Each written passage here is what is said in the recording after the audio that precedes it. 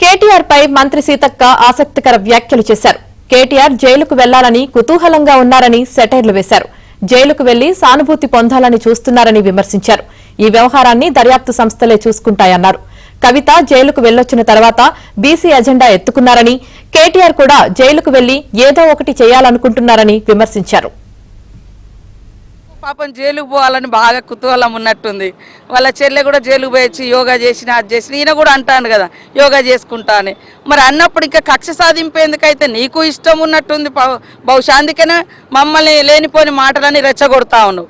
మా సీఎం గారు ఏం రెచ్చిపోకుండా నిమ్మలంగా ఇది ఏ రకంగా అది మూమెంట్ అవుతుందో, ఏ రకంగా ల్యాండింగ్ అవుతుంది, ఏ రకంగా టేకాఫ్ అవుతుందని అంటే లీగల్గా ఉండే అటువంటి అనేక రకాల అంశాలను దృష్టిలో పెట్టుకొని సీఎం గారు ముందుకెళ్తా ఉన్నారు. ప్రభుత్వం ముందుకెళ్తుంది. మాకేం కక్ష సాధింపలేదు.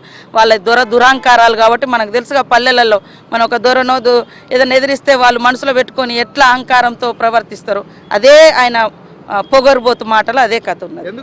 ఆయన ఏదో ఆశిస్తున్నాడు అలా పోయేస్తే ఏదో అవుతారని, అదేదో వాళ్ళ చెల్లె అనుకుంటుంది. వాళ్ళిద్దరి మధ్య కొట్లాట అవుతుంది. పాపము అక్కడ పోయి ఏమేమి ప్రణాళికలు రచించుకోవాలనుకుంటున్నాడు టైం పెట్టుకొని. వాళ్ళ చెల్లె జైల్లో ఉండి ఏమేమో ప్రణాళికలు చేసుకొని వచ్చినట్టుంది.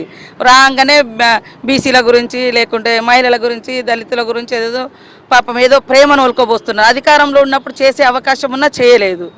ఇప్పుడు వచ్చి వాళ్ళ ఆ లిక్కర్ కేసును పక్కదారి పట్టించుకోవడం కోసం ఎజెండా ఎత్తుకున్నది. పాపం ఈయన కూడా ఇలాంటి ఆరోపణలు ఇవన్నీ నడుస్తున్నాయి కాబట్టి వాటి నుంచి డైవర్ట్ కావడం కోసం సానుభూతి పొందాలనో లేకుంటే ఇంకేదో రెచ్చగొట్టాలనో ఆయన ఆలోచన ఉన్నట్టుంది. కానీ ప్రాపర్గా ఎంక్వైరీ జరుగుతుంది. ప్రభుత్వం మరి ఏజెన్సీ సంస్థలు ఇచ్చినటువంటి నిర్ణయాల మేరకు ఆ కమిషన్లు ఇచ్చే రిపోర్టు మేరకే స్పందిస్తారు తప్ప వేరే రకమైనటువంటి కక్ష సాధింపులు మాకు